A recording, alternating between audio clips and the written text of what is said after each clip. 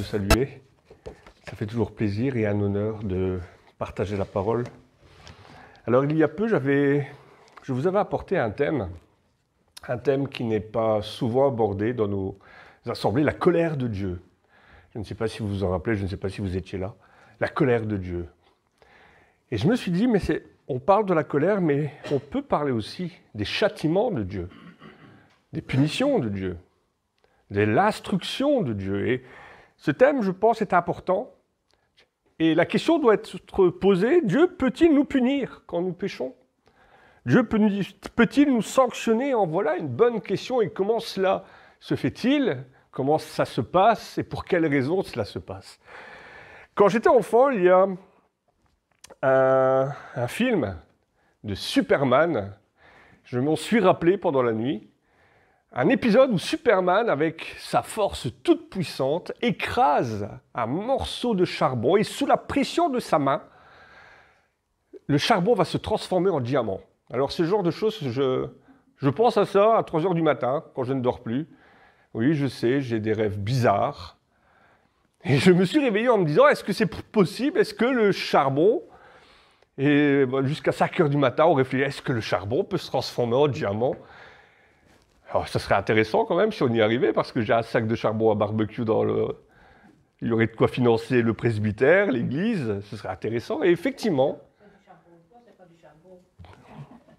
c'est cela. Mais en tout cas, le diamant et le charbon ont la même composition. Alors, on va pas rentrer dans la science ou dans ce genre de choses, non, mais ont une même composition, le carbone. Et comme le diamant, le charbon ont cette même composition, mais leur destinée est bien différente. Le diamant naît à d'énormes profondeurs de la Terre. Alors il est écrit entre 100 et 200 km sous la surface et dans des conditions, dans des températures terribles, extrêmes. Et dans cette pression, sous cette température, le charbon, le carbone va se cristalliser, il va devenir un morceau de diamant brut. Et lors des éruptions volcaniques, lors des mouvements tectoniques, ces morceaux vont parfois ressortir à la surface où l'homme va aller les chercher. Et c'est ainsi qu'en le taillant, on va pouvoir avoir cette pierre de grande valeur. C'est récemment aux États-Unis, au parc naturel de Yellowstone, un touriste en marchant, vous savez que Yellowstone c'est un énorme volcan, un méga volcan, toujours en activité, et on croit qu'un jour il est possible qu'il se remette, et ce serait catastrophique. Mais il a retrouvé effectivement une petite pierre, c'était du diamant, il devait avoir un œil averti parce que j'étais voir, le diamant brut, c'est quelque chose, il faut savoir que c'est du diamant, vous passez à côté, vous ne le voyez pas. Le charbon, lui, est beaucoup plus facile à trouver, d'ailleurs, surtout dans nos régions minières. Vous allez sur des terris, vous retrouvez encore des morceaux de charbon à portée de main, comme cela. Mais il a subi des températures beaucoup moins extrêmes. Lui, il restait un morceau de charbon. Alors, on peut dire que le diamant, en fait, en quelque sorte, c'est quoi? C'est un morceau de charbon qui a su transformer le stress de sa vie en pierre précieuse. Il a su se sublimer d'une manière exceptionnelle. Ce stress l'a sublimé. Cette pression a fait de ce charbon non seulement un élément précieux, mais en plus un des éléments naturels les plus solides au monde. Les bricoleurs le savent, pour percer dans les matières dures, ce sont des mèches de diamant pour couper, etc. Et Dieu nous voit, je le pense, comme un morceau de diamant brut.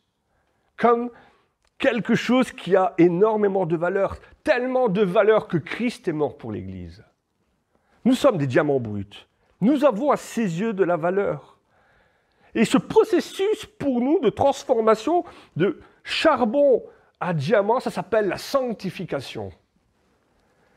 La pression se transforme en puissance entre les mains de Dieu. La pression que nous vivons dans la vie, les difficultés par lesquelles nous passons, le stress que nous vivons entre les mains de Dieu se transforme en puissance. Le Père utilise le temps, les circonstances et parfois même nos imperfections pour nous conduire à la sanctification, devenant ainsi un diamant aux mille éclats qui reflètent sa puissance et sa gloire. Nous reflétons la puissance et la gloire de Dieu. Et alors, comme tout diamantaire, il nous voit déjà saints à l'image de son Fils. Nous sommes encore une matière brute, mais il nous voit déjà, il sait déjà à quoi nous allons ressembler. Toutes les épreuves de notre vie nous transforment entre les mains de Dieu pour nous sublimer, pour nous amener à la perfection. Et ce sera le thème, notre fil rouge d'aujourd'hui. Et je vous invite à prendre Hébreux 12, versets 4 à 11. Hébreux 12, versets 4 à 11. Alors, il y a certainement des versions différentes, certainement différentes de la mienne. Ce n'est pas grave, le texte reste le texte. L'important est le texte. L'auteur dit ceci: « Vous n'avez pas encore résisté jusqu'au sang en luttant contre le péché. Et vous avez oublié l'exhortation qui vous est adressée comme à des fils. Mon fils, ne méprise pas le châtiment du Seigneur et ne perds pas courage lorsqu'il te reprend. Car le Seigneur châtie celui qu'il aime et il frappe de la verge tous ceux qu'il reconnaît pour ses fils. Supportez les châtiments comme des fils que Dieu vous traite. C'est comme des fils que Dieu vous traite. Car quel est le fils qu'un père ne châtie pas? Mais si vous êtes exempts de châtiment auquel tous ont part, vous êtes donc des enfants illégitimes et non des fils. D'ailleurs, puisque nos pères, selon la chair, nous ont châtiés et que nous les avons respectés, nous devons, pas à bien plus forte raison, nous soumettre au Père des esprits à la vue, pour la vue, pardon. J'ai très mal écrit. Nos pères nous châtiaient pour peu de jours, comme ils le trouvaient bon, mais Dieu nous châtie pour notre bien, afin que nous participions à la sainteté. Il est vrai que tous les châtiments semblent d'abord un sujet de tristesse et non de joie, mais il produit plus tard, pour ceux qui ont été un jour exercés, un fruit paisible de justice. Alors c'est un texte, quand on le lit, Dieu châtie, etc. C'est compliqué non seulement à lire, mais à accepter. Ce Dieu d'amour, notre Père, comment se fait-il que je passe par des moments difficiles? Est-ce que je suis dans le péché? Est-ce que Dieu me châtie? Est-ce que Dieu me frappe de la verge? C'est compliqué à accepter, à entendre. Mais si Dieu n'exerçait pas cette discipline dans nos vies, il ne serait pas un père aimant. Quand Dieu exerce une discipline, c'est parce qu'il nous aime, de la même manière qu'un père ne laisse pas tout faire à ses enfants. Comme nous-mêmes, nous avons été éduqués par nos parents et souvent repris, surtout moi, eh bien, j'ai repris mon fils à différents moments de sa vie pour que justement, il ne fasse pas n'importe quoi. C'est tout à fait légitime de reprendre ses enfants. Et de la même manière que je respecte mon père, malgré toutes les punitions que j'ai pu vivre dans ma vie, et qu'elles étaient nombreuses, mais je respecte et j'aime mon père. Tout comme mon fils a été nettement moins puni que moi, je dois reconnaître, mais je pense que mon fils m'aime et me respecte. Quand on voit tout ce qui se passe à l'extérieur, des enfants qui sortent mineurs jusqu'à des 3, 4, 5 heures du matin, qui fument, qui boivent, on se dit, mais quels parents acceptent ça? Quels parents acceptent ça? Et si la société va mal, c'est peut-être justement parce que des parents ont été des missionnaires. Mais nous aimons nos enfants et nous les reprenons, ce qui est tout à fait normal. Alors, n'en serait-il pas différent de notre Père qui ne devrait-il pas nous reprendre? Dans Jérémie 18, versets 1 à 6, Dieu montre au prophète un potier. Relisez le texte chez vous, Jérémie 18, 1 à 6, et il explique que ce potier, après avoir travaillé l'argile, après lui avoir donné une forme, à un moment donné, trouve que cette forme ne lui convient pas et il recommence. Et il retravaille cette terre glaise. Et Dieu dit au prophète, « N'en serait-il pas différent avec moi, moi par rapport à vous? Vous êtes dans mes mains. Ne puis-je pas, moi aussi, agir ainsi avec vous, comme ce potier, ne puis-je pas vous façonner et vous sculpter? Qu'ils soient tailleurs, sculpteurs, orfèvres ou artisans, lorsque un maître d'œuvre voit une pièce brute, que ce soit de la glaise, que ce soit une souche de bois, il a déjà l'image de ce qu'il va en faire, il va le travailler, il va retirer les imperfections pour justement le modeler selon son envie, pour lui donner de la valeur. Lorsque vous avez, comme moi, certainement acheté votre maison, une maison, c'est un coup de cœur. On tombe amoureux d'une maison. On peut visiter énormément de maisons. À un moment donné, on rentre dans une... Et là, on se dit... Alors que pourtant, c'est un taudis, hein. Et là, on se dit ça, je vais en faire quelque chose de bien. Ce mur-là, je vais l'abattre. Ce mur-là, je vais le retailler. Là, je vais faire une voûte. L'escalier, je vais le poncer. Et je sais déjà à quoi ça va ressembler, ça sera joli, ça sera beau. Et Dieu nous voit avec nos imperfections de la même manière.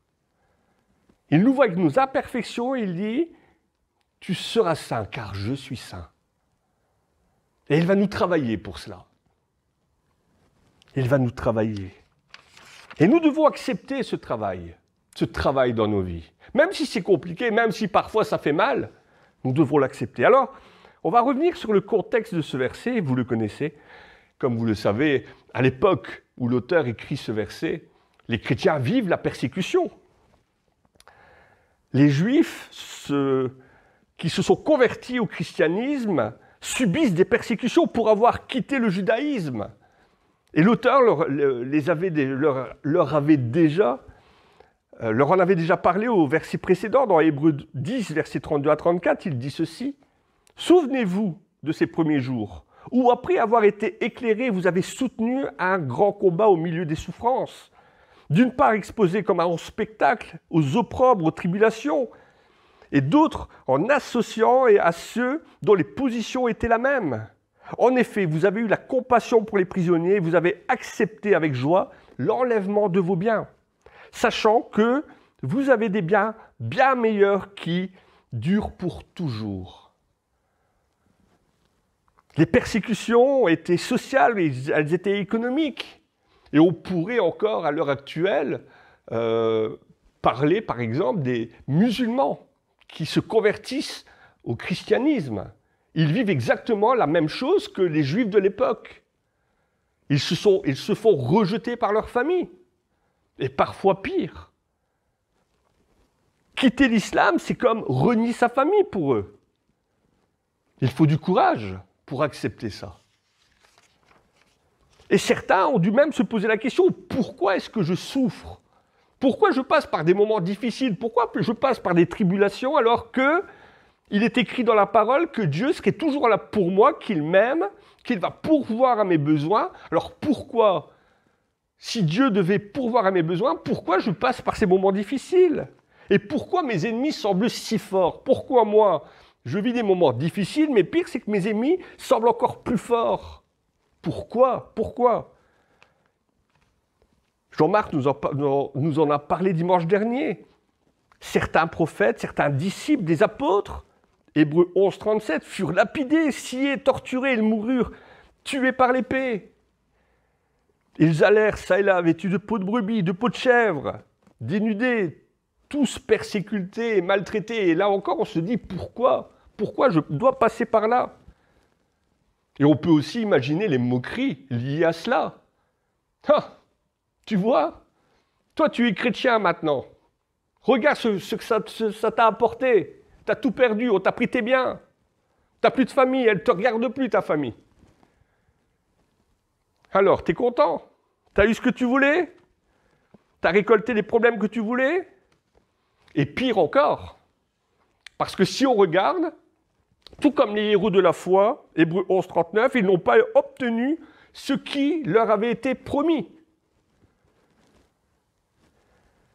Pourtant, ils ont gardé la bonne attitude, ils ont marché, ils ont continué à marcher dans la foi, les yeux fixés sur Jésus. Et l'auteur du verset que nous avons pris, du verset fil rouge, nous dit quelque chose qui a de l'importance. Il remet l'Église au milieu du village en disant « vous n'avez pas encore résisté jusqu'au sang en luttant contre le péché. C'est-à-dire que quel que soit le chrétien, quel que soit ce qu'il est, qu'il soit pasteur, ancien, diacre, diaconesse, et quelles que soient les épreuves par lesquelles il peut passer, personne n'a supporté ce que Jésus a dû supporter. Quelles que soient les épreuves par lesquelles nous pouvons passer, personne n'a jamais dû supporter ce que Jésus a dû supporter. Aucun chrétien n'a jamais vécu une vie sans péché. Aucun chrétien n'a jamais vécu une vie parfaite, en parfaite obéissance avec la volonté de Dieu. Personne.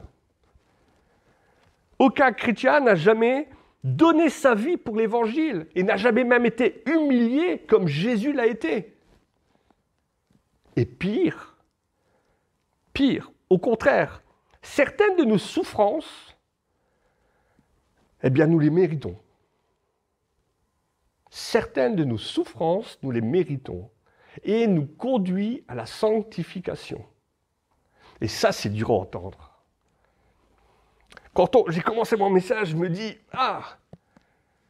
on a tendance à dire que lorsque l'on prêche, il y a un doigt qui accuse. Moi, il y en a 3 qui m'accusent dans ma direction. Certaines de mes souffrances, pensez que certaines de mes souffrances sont méritées. Waouh!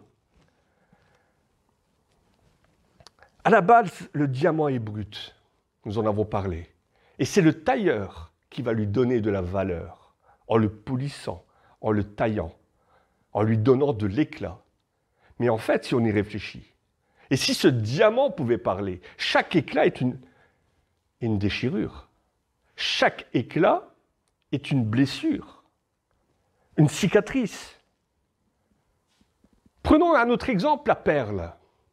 La perle est une cicatrice. L'huître, un intrus rentre dans sa coquille, la blesse.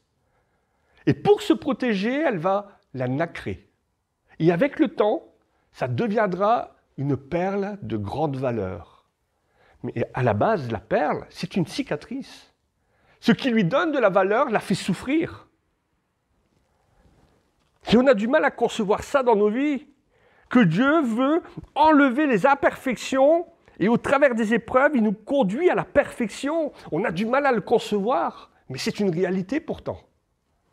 Et nous allons, parce que vous n'êtes pas obligés de me croire, nous allons prendre des exemples d'hommes forts, des héros de la foi, qui sont passés par des moments difficiles, mais Dieu les a conduits à la perfection malgré leur imperfection.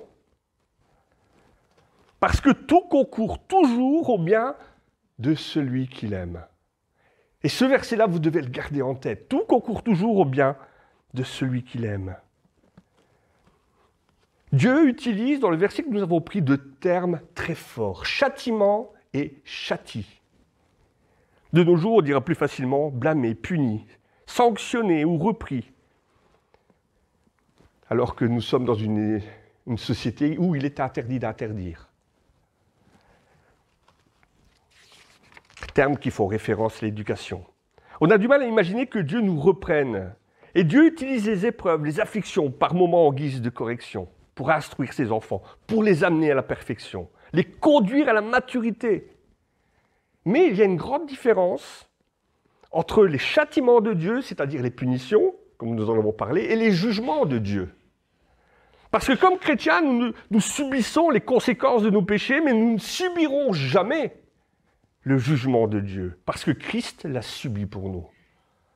Nous subissons les conséquences, mais nous ne subirons jamais le jugement.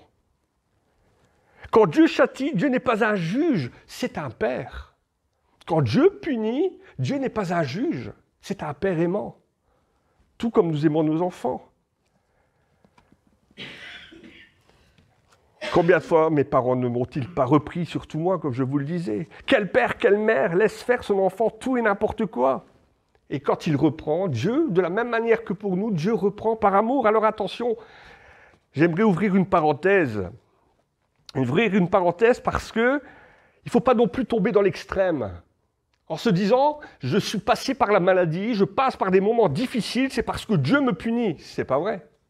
Combien de fois n'a-t-on pas entendu dire, si tu es malade, tout comme Job a pu l'entendre dire dans sa vie, si tu es malade, ou si tu ne guéris pas, c'est parce que Dieu te punit. Il y avait cette expression qu'on disait, que ma grand-mère me disait quand je faisais une bêtise et qu'il m'arrivait quelque chose, c'est le bon Dieu qui t'a puni. Non, c'est pas vrai. Les catastrophes, les accidents, les maladies existent pour la même raison qu'il y a des mauvaises herbes dans les jardins. À cause du péché. À cause du fait que la création tout entière a été déchue par le péché. Avant la chute, il n'y avait pas de maladie, pas de mort. Mais le péché nous a séparés de Dieu et depuis les hommes tombent malades, meurent. Il y a des catastrophes naturelles qui frappent la terre, sans parler des guerres. Si nous tombons malades, c'est à cause de la déchéance de l'humanité. Et d'ailleurs, la création tout entière crie Maranatha même, reviens Seigneur. Et il y a aussi la conséquence des mauvais choix de vie. Des gens qui disent « Ah, j'ai une cirrhose du foie maintenant. » Oui, mais tu buvais. Quelque part, tu es responsable de ce qui t'arrive maintenant. Tu as fait tout et n'importe quoi dans ta vie. Tu as une cirrhose, quelque part, tu en es responsable. 49 000 décès par an à cause de l'alcool. Et le tabac, 66 000 décès par an. Et on pourrait parler aussi des maladies liées aux débauches sexuelles et aux drogues. Les mauvais choix de vie sont des conséquences aussi de... Et secondo aussi, si le chrétien est actif dans la prière, dans son église, il sera attaqué. Un chrétien qui prie, un chrétien qui est actif, dérange. Et le diable est toujours là pour le déranger. Il faut être capable de faire la différence. Et je vais refermer cette parenthèse. Tout ce qui nous arrive n'est pas une conséquence du péché. Mais Dieu utilise, par moments, des moments de notre vie pour nous amener, pour nous conduire. Et parfois, Dieu punit. Dieu punit, et si on y réfléchit dans tous les exemples de notre Bible, Dieu a puni Moïse. Dieu a puni Moïse. Prenons l'exemple de Moïse. Dieu n'a-t-il pas interdit à Moïse d'entrer dans la terre promise? Dieu a puni Moïse. Et on pourrait se dire, mais quelle punition exagérée par rapport à ce que Moïse a fait. Pourtant, Moïse a obéi à Dieu. Il a été voir Pharaon au prix de perdre sa vie. Il a fait sortir le peuple hébreu d'Égypte. Il l'a guidé pendant 40 ans dans le désert. Et je pense que personne n'aurait aimé avoir cette charge. Un peuple cou raide. Personne n'aurait aimé guider ce peuple. Mais il l'a fait. Mais, alors qu'il se trouvait à Mériba, Dieu lui avait juste demandé de parler au rocher. Vous pouvez relire Nombre 20, versets 8 à 12. Dieu lui avait juste demandé de parler au rocher afin que de l'eau puisse en sortir, afin qu'il puisse donner à boire au peuple. Ce peuple qui rouspétait, qui mourait de soif, mais qui murmurait contre Dieu. Et de colère, Moïse va frapper le rocher. À ce moment-là, Dieu va punir Moïse. Alors la faute, elle semble légère, mais la punition, elle est tellement sévère. Le péché était-il si important malgré tout ce que Moïse a fait? Pourquoi Dieu l'a puni si sévèrement? Tu n'entreras pas dans la terre promise. Tu la verras de loin, mais tu n'y rentreras pas. Eh bien, tout simplement parce que pour Dieu, le manque de foi est un péché qui doit être sanctionné. Et Dieu a sanctionné Moïse. Moïse avait besoin de passer par là, d'avoir cette étape. Parce qu'il est écrit, crois et tu verras, et non pas, tu verras, donc tu croiras. Ça n'enlève rien au salut de Moïse, ni même à sa légitimité. Dans Exode 33, verset 11, il est écrit que Dieu parlait à Moïse de face à face comme un homme parle à un ami. Et dans Nombre 12, 3, il est écrit que Moïse était un homme fort, patient, plus qu'aucun homme sur toute la terre. Mais Moïse avait besoin d'apprendre cette leçon, faire confiance à Dieu. Dieu l'a repris. Tout comme David a été puni par Dieu pour avoir pris la femme de Uri et avoir tué son mari. David a été puni par Dieu. D'ailleurs, il lui a été interdit de construire le temple, une conséquence directe de son péché. Cependant, la punition que Dieu a faite à David visait un but, un seul et unique but, que David devienne un homme meilleur. Et il a attiré son serviteur plus près de lui. Quand David a demandé pardon à Dieu, Dieu l'a restauré. Et parfois, dans nos vies, c'est la même chose. Nous passons des moments difficiles et on met la Bible de côté. On oublie. Notre vie devient un petit peu n'importe quoi. Et Dieu nous reprend. Il nous reprend afin de nous ramener à lui. C'est la même chose. Le problème, c'est que parfois, la honte du péché, eh bien, on a tendance à s'éloigner de la table, alors que Dieu dit, mais non, c'est justement pour mieux que tu t'en rapproches. Si je fais cela, c'est justement pour que tu te rapproches de moi. Je te punis par amour, je te punis pour ton bien. Reviens à moi. L'église de Corinthe. L'église de Corinthe était une église, je pense, qu'aucun pasteur n'aurait aimé en avoir la charge. Ils méprisaient la table du Seigneur au point parfois d'en faire des fêtes et s'enivrer. Et l'apôtre d'ailleurs va leur rappeler une vérité. Faites attention. 1 Corinthiens, relisez cela chez vous aussi. 1 Corinthiens 11, 20 à 32. Vous avez mangé sans discerner le corps et le sang. C'est pour cela qu'il y a parmi vous des infirmes, des malades, qu'un grand nombre sont morts. Si vous vous jugez vous-même, vous ne serez pas jugés. Et c'est important, mais c'est compliqué de passer sa vie au laser. Est-ce que je suis bien avec le Seigneur? Est-ce que ma vie est en ordre avec lui? On a du mal à se remettre en question. Et encore plus, voir le bon côté des jugements de Dieu. Prenez l'exemple de la cécité de Paul.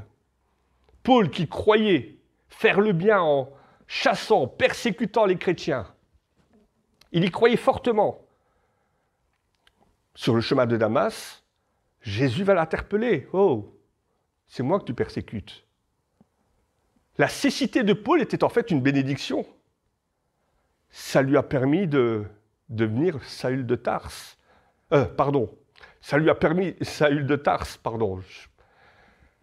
Saül de Tarse, sa cécité l'a permis de devenir Paul, le grand Paul. Cette cécité était en fait une bénédiction qui l'a rapproché de Dieu. Quand Dieu punit, il ne rejette pas, il corrige, il aime. Et le psalmiste va déclarer ceci dans le psaume 89, 31 à 35. « Si mes fils abandonnent ma loi et ne marchent pas selon ses ordonnances, s'ils violent mes préceptes et n'observent pas mes commandements, je punirai de la verge leur transgression et par des coups leur iniquité, mais je ne lui retirerai point ma bonté. Et je ne trahirai pas ma fidélité. Je ne violerai point mon alliance. Et je ne changerai pas ce qui est sorti de mes lèvres. » Quand Dieu punit, il ne rejette pas, il corrige. Dieu agit aussi par prévention dans nos vies. Parfois, Dieu agit pour prévenir d'un danger ou d'un péché. Combien de personnes n'ont-ils pas été blessées gravement, au pire, tuées pour avoir passé outre une interdiction? On en voit tout plein. Hein. Il y a à la mer où je vais nager, il y a des parcelles, plages protégées, il y a le logo. Et un peu plus loin, baignade interdite, danger. Combien ne perdent pas la vie en allant nager au-delà des limites autorisées? Il y a encore eu le cas cet été-ci avec des enfants. Un sport à la mode aussi, le jump. Des personnes montent sur de hautes falaises et se jettent dans l'eau. de 12 mètres parfois. Et il y a des panneaux, hein, pourtant, interdiction. Mais ils le font. Et il y a des blessés.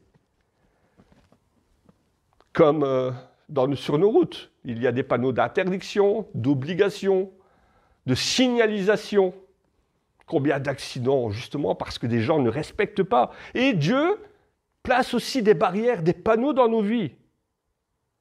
Attention. Et Dieu reprend lorsqu'on va au-delà des limites qu'il a placées. Prenons l'exemple de Paul encore. S'il y a bien quelqu'un qui était discipliné, c'est bien l'apôtre Paul. Cependant, Dieu lui avait mis une barrière dans sa vie, une écharde.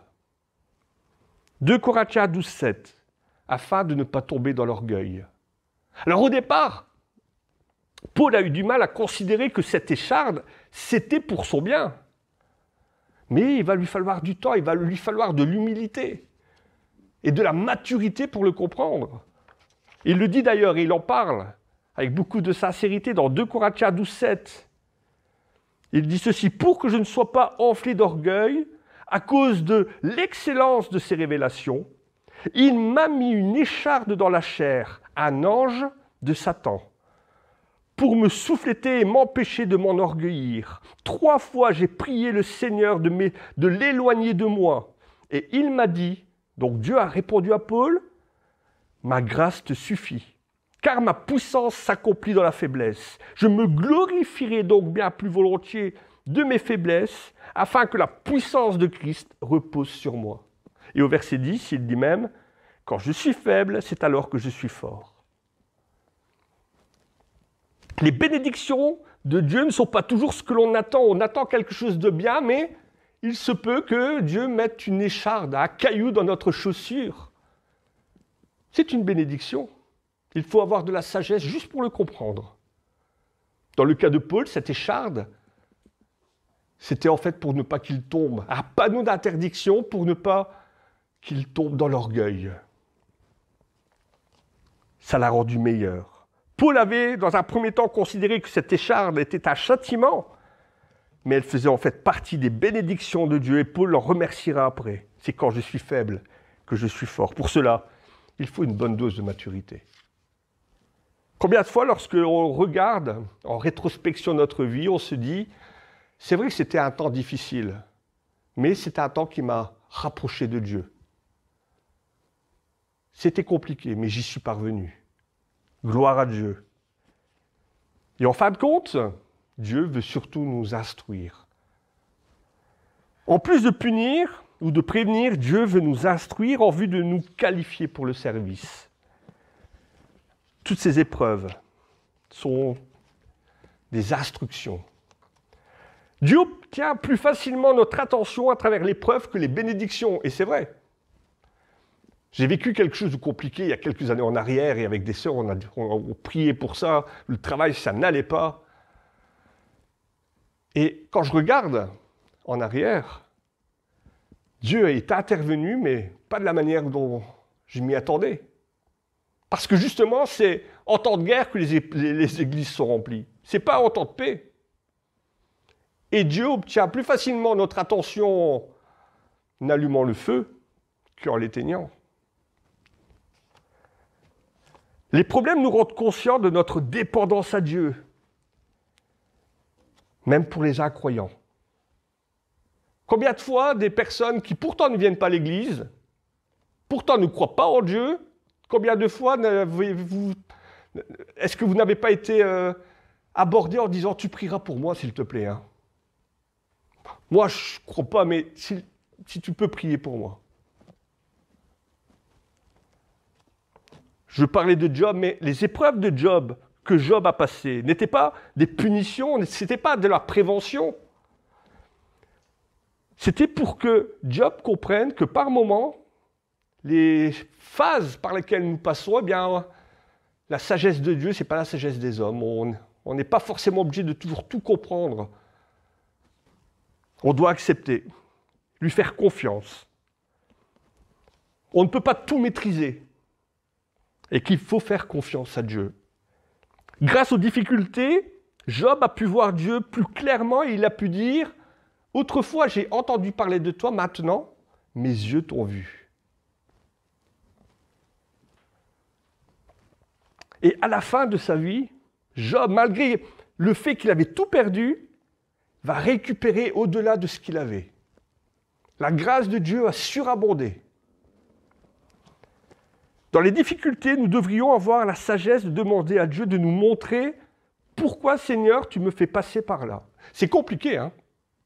Mais lorsque nous passons par des moments difficiles, on devrait être capable de poser cette question à Dieu, Seigneur, qu'est-ce que tu veux me montrer à travers ça? Est-ce que tu veux me punir parce que ma vie n'a pas été correcte? Est-ce que je suis capable de me sonder?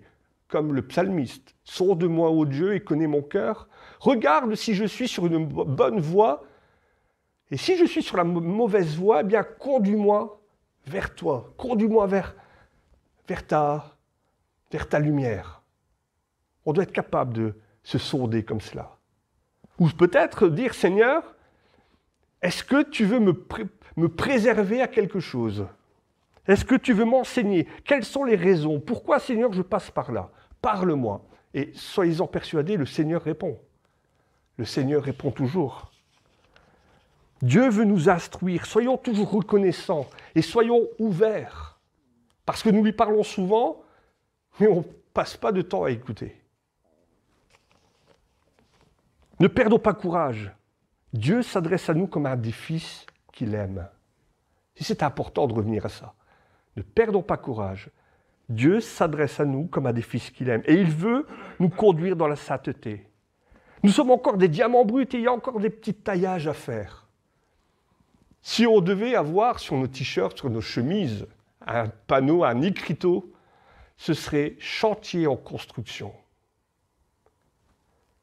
Et nous devrions être reconnaissants que ce Père aimant nous reprend et nous conduit vers lui. Si seulement on pouvait voir ce que Dieu voit quand il nous regarde. Parce que Dieu, lui, nous voit parfait. Il nous voit déjà parfait à l'image de son Fils. Je relirai 2 Corinthiens 12, versets 7 à 10, mais il y a ce chant que j'aime beaucoup. On ne va pas le chanter, je vais lire les paroles. « Ô toi, mon âme », vous le trouvez dans vos fardes au numéro 46. « Ô toi, mon âme, sois dans la paix, cesse un instant de t'agiter. Ô vives eaux, Jésus t'attend, esprit troublé et cœur souffrant. Sois dans la paix, Dieu te connaît. Il est fidèle pour te guider. Viens boire au fleuve de sa paix, dans ses bras forts te reposer. Ô toi, mon âme, sois dans la paix, même au plus fort de tes combats. Une seule chose te soutiendra, c'est la douce voix du berger. Voici ma paix, elle est à toi. Entre mes bras, repose-toi. Même au plus fort de tes combats, le Seigneur est là. Dans ses bras forts, repose-toi. 2 Corinthiens 12, versets 7 à 10, et je vais terminer par là. Afin que je ne sois pas enflé d'orgueil pour avoir reçu des révélations aussi extraordinaires. Une dure souffrance m'a été infligée dans mon corps, comme un messager de Satan, destiné à me frapper et m'empêcher d'être enflé d'orgueil. 3 fois, j'ai prié le Seigneur de me délivrer de cette souffrance et il m'a répondu, ma grâce te suffit.